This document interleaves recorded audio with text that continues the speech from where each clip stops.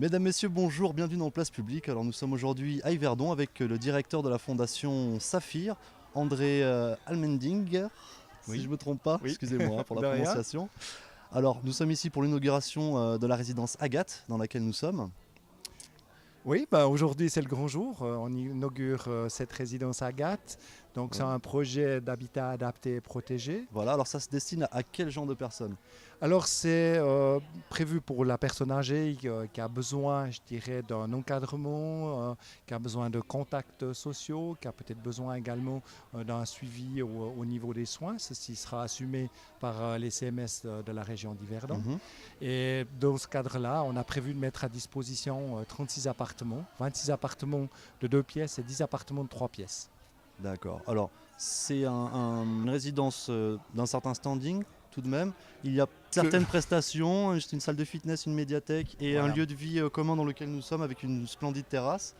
Alors, tout à fait, je crois qu'il faut voir que c'est un concept. On a regardé que cette résidence Agathe est un concept parce qu'en plus des 36 appartements, on a prévu 3 colocations. Oui, Il y alors a ça une c'est particulier. colocation pour les personnes âgées qui ont des problèmes de vieillissement, gériatrie, qu'on appelle Domino. C'est nos collègues Mhm. valaisans du CMS de Sierre qui ont été pilotes et on aimerait appliquer ce modèle de canton de Vaud qu'on trouve intéressant. Mhm. On a sur le même étage une colocation pour les étudiants.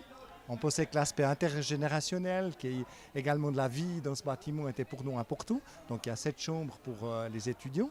Et dans une annexe, on a une colocation Alzheimer qui est dans le style qu'on a mis en place le projet pilote à Orbe.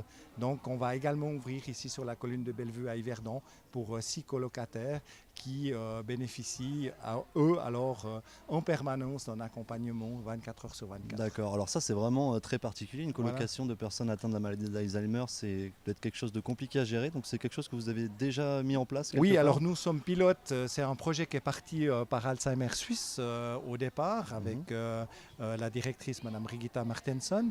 Et on a travaillé un projet avec mon prédécesseur, Monsieur Patrice Lévy, pour tester ici en Suisse ce type de colocation qui est déjà été testé par exemple, le nord de l'Europe. Mhm. Et là, à Orbe, là, on a la colocation Topaz où ça fait depuis le mois d'avril l'année dernière qu'on teste ce projet et on a d'excellents résultats. Cette colocation est pleine, il y a 6 colocataires à Orbe et on aimerait le duplifier ici à Yverdon, mais dans un autre contexte puisqu'on va être tout près de l'EMS qu'on est en train de construire, le nouvel EMS de Mhm. Morillon.